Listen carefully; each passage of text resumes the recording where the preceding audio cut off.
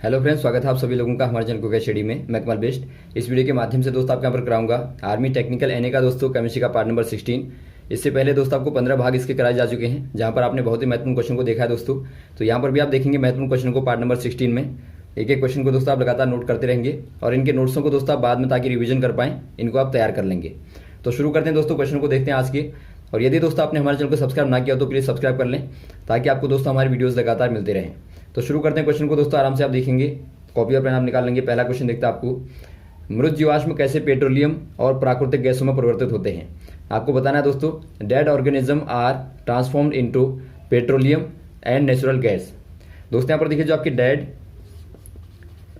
Organism होते हैं दोस्तों, ये किस प्रकार से आपको बताना है, नेचुरल गैस में और दोस्तों पेट्रोलियम में कन्वर्ट होते हैं। इनमें दोस्तों यहाँ पर देखिए आपका ऑप्शन दिया है प्रेजेंस ऑफ एयर या एब्सेंस ऑफ एयर या प्रेजेंस ऑफ वाटर या ऑल अबव। यहाँ पर दोस्तों आपका यहाँ पर हो जाएगा एब्सेंस ऑफ एयर, अर्थात दोस्तों वायु की अनुपस्थिति के कारण दोस्तों ये आपके यहाँ पर देखिए प्राकृतिक गैसों में या फिर दोस्तों पेट्रोलियम में कन्वर्ट होते हैं। तो ऑप्शन नंबर आपका यहाँ पर हो जाएगा बी वाला, एब्सेंस ऑफ एयर। अगला क्वेश्चन देखिए दोस्तों, सॉफ्ट ड्रिंक अर्थात मृदु पेय में किस अम्ल का प्रयोग किया जाता है। आपको बताना है दोस्तों, विच acid is used in soft drink. दोस्तों यहाँ पर देखिए, जो आपकी सॉफ्ट ड्रिंक होती है या फिर आप कहें दोस्तों मृदु पेय जो होता है, इसमें दोस्तों कौन से वाले एसिड का यूज किया जाता है आपको बताना है। इसमें दोस्तों यहाँ पर जो इस्तेमाल होता है वो आपका यहाँ पर कौन सा हो जाएगा, कार्बोनिक एसिड हो जाएगा दोस्तों। कार्बोनिक एसिड होता है। यदि आप इसका फॉर्मूला देखें दोस्तों, H2CO3 होता है, इसको आप बोलते हैं कार्बोनिक एसिड अम्ल। तो ऑप्शन नंबर यहाँ पर आपका हो जाएगा दोस्तों सी वाला। यदि आपको पूछा जाए कि सॉफ्ट ड्रिंक में कौन सी वाली गैस का इस्तेमाल होता है, तो आप कह देंगे दोस्तों CO2 का इस्तेमाल होता है। तो यहाँ पर आपको एसिड पूछा जाए तो आप इसमें टिक कर देंगे। अगला क्वेश्चन देखिए दोस्तों, दांतों का एनामेल किससे मिलकर बना होता है। अर्थात दोस्तों आपको बताना है tooth enamel is made up of. यदि आप बात करें दोस्तों टूथ एनामेल की, जो आपका टूथ एनामेल होता है, ये दोस्तों हमारी बॉडी का सबसे मजबूत भाग होता है। ये आपका क्या होता है, स्ट्रॉन्गेस्ट पार्ट होता है दोस्तों। कभी क्वेश्चन आता है तो आप ध्यान देंगे, ये आपका एनामेल ही होता है, जो कि दोस्तों दांतों के बाहर से एक प्रकार से कवच के रूप में होता है। तो ये क्या करता है दोस्तों, दांतों को बचाता है। तो आपको पूछा गया है कि किससे मिलकर बना होता है। क्या है ये आपका दोस्तों, कैल्शियम फॉस्फेट से मिलकर दोस्तों बना होता है। यदि आप इसका केमिकल फॉर्मूला देखें दोस्तों, तो ये आपका यहाँ पर होता है CA3 और PO4 का होल ट्वाइस। इसको आप याद रखेंगे, ये दोस्तों आपका कैल्शियम फॉस्फेट कहलाता है। तो ऑप्शन नंबर आपका दोस्तों ए वाला हो जाएगा, कैल्शियम फॉस्फेट। अगला क्वेश्चन देखिए दोस्तों, ऑक्सीकरण परिभाषित की जाती है, अर्थात दोस्तों आपको बताना है ऑक्सीडेशन इज डिफाइंड एज। जो आपके दोस्तों ऑक्सीडेशन और रिडक्शन के बारे में आपने पढ़ा होगा, तो आपको पूछा गया है ऑक्सीडेशन जो होती है दोस्तों, या फिर आप कहें ऑक्सीकरण जो होती है, ये दोस्तों किस प्रकार से परिभाषित की जाती है आपको बताना है। नीचे आपको जो दिया है दोस्तों, वो आपको दिया है लॉस ऑफ इलेक्ट्रॉन या गेन ऑफ इलेक्ट्रॉन या नॉट गेन और लॉस ऑफ इलेक्ट्रॉन या लॉस ऑफ प्रोटॉन। यहाँ पर देखिए दोस्तों, यदि आप बात करें ऑक्सीडेशन की दोस्तों, यहाँ पर मेनली क्या होता है, एक आपका यहाँ पर होता है दोस्तों ऑक्सीडेशन एजेंट होता है, दूसरा आपका होता है दोस्तों अदर सबस्टेंस। तो यहाँ पर क्या होता है दोस्तों, ये जो आपका एजेंट होगा ये इससे इलेक्ट्रॉनों को दोस्तों लेता है, तो लेगा तो क्या होगा, यहाँ पर आपका लॉस ऑफ इलेक्ट्रॉन होगा, अर्थात दोस्तों यहाँ पर इलेक्ट्रॉनों की क्या होगी, यहाँ पर हानि होगी या फिर आप कहें कमी होगी। तो ऑप्शन नंबर आपका पहला वाला हो जाएगा लॉस ऑफ इलेक्ट्रॉन। या फिर दोस्तों यदि आप बात करें ऑक्सीडेशन के केस में देखें दोस्तों, ऑक्सीडेशन नंबर के केस में देखें, अर्थात आप ऑक्सीकरण संख्या के आधार पर देखें दोस्तों, तो यहाँ पर आपकी ऑक्सीडेशन नंबर दोस्तों गेन होता है। यदि आप रिएक्शन के तौर पर देखें, एग्जाम्पल के तौर पर देखिए आप, यदि आप बात करें कॉपर ऑक्साइड को रिएक्शन करें दोस्तों आप मैग्नीशियम के साथ में, तो यहाँ पर आप देखेंगे Cu प्लस MgO।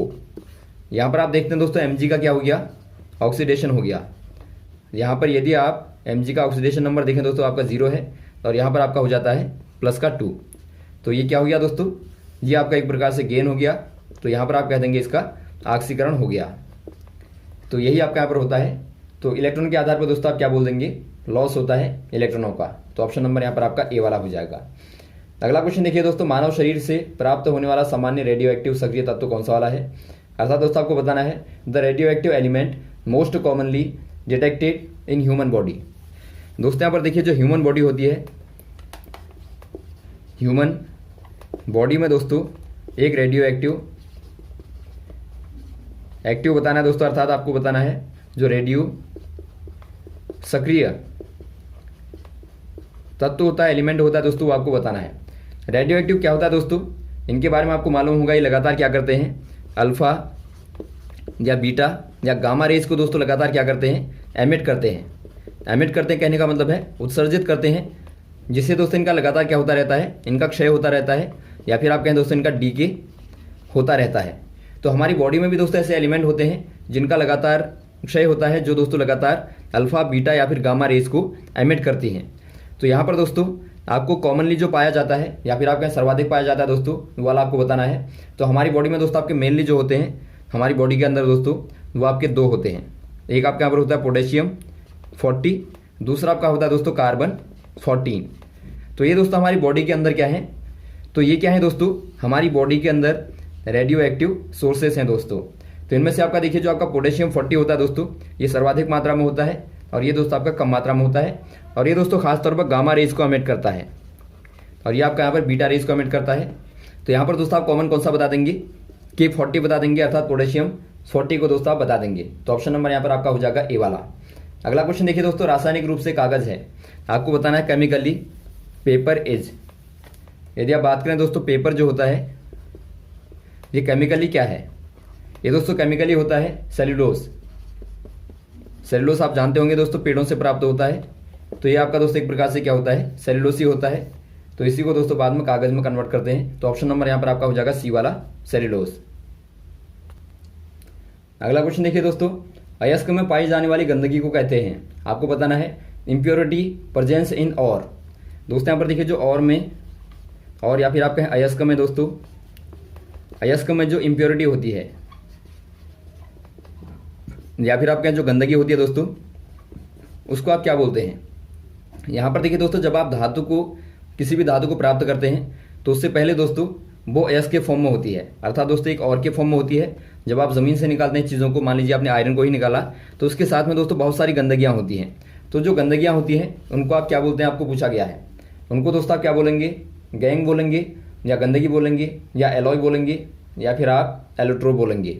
इनको दोस्तों आप बोलते हैं गैंग, गैंग कह देंगे। तो ऑप्शन नंबर आपका पहला वाला हो जाएगा दोस्तों, जो आपकी इंप्योरिटीज होती हैं उनको आप गैंग बोलते हैं। अगला क्वेश्चन देखिए दोस्तों, उत्प्रेरक की दक्षता निर्भर करती है, आपको बताना है दोस्तों efficiency of catalyst depends on it's. दोस्तों पहले आपको समझना पड़ेगा जो कैटलिस्ट होता है, जो आपका कैटलिस्ट होता है दोस्तों, या फिर आपका उत्प्रेरक होता है, ये क्या कार्य करता है। ये दोस्तों किसी भी रिएक्शन में, मान लीजिए यहाँ पर आपका रिएक्टेंट 1 है और यहाँ पर आपका रिएक्टेंट 2 है, अर्थात दोस्तों यहाँ पर अभिकारक पहला वाला है और यहाँ पर आपका दूसरा वाला अभिकारक है।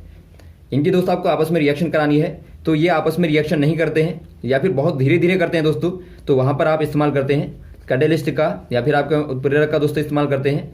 ये क्या करता है दोस्तों, ये रिएक्शन को लगातार तेज कर देता है, या फिर आप कहें दोस्तों इसकी स्पीड को बढ़ा देता है। तो वहाँ पर दोस्तों रिएक्शन को क्या कर देगा, शुरू कर देगा। तो इसी को दोस्तों आप कैटलिस्ट बोलते हैं, अर्थात उत्प्रेरक बोलते हैं। तो यहाँ पर आपको बताना है दोस्तों, जो उत्प्रेरक होता है उसकी दक्षता की बात करें, यदि आप बात करें दोस्तों इफिशियंसी की बात करें या फिर आप कहें दक्षता की बात करें, तो दक्षता दोस्तों किस पर डिपेंड करेगी, ये आपको बताना है। तो यहाँ पर देखिए दोस्तों, ये आपका पहला वाला रिएक्टेंट था, ये आपका दूसरा वाला था। तो यहाँ पर जो कैटलिस्ट होगा वो क्या करेगा, ये दोस्तों अपने सरफेस पे, जो इसका ऊपर सरफेस होता है दोस्तों, उस पर बहुत सारे फ्री इलेक्ट्रॉन होते हैं, या फिर आप कहें दोस्तों फ्री बॉन्ड्स होते हैं।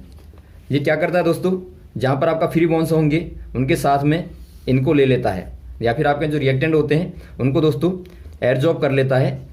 और बाद में दोस्तों एडजॉर्ब करने के बाद में क्या होता है, इनकी जो रिएक्शन की, इनकी जो एक्टिवेशन एनर्जी होती है दोस्तों, जो कि पहले हाई होती है, और हाई होने के कारण ही दोस्तों इनकी रिएक्शन नहीं हो पाती है।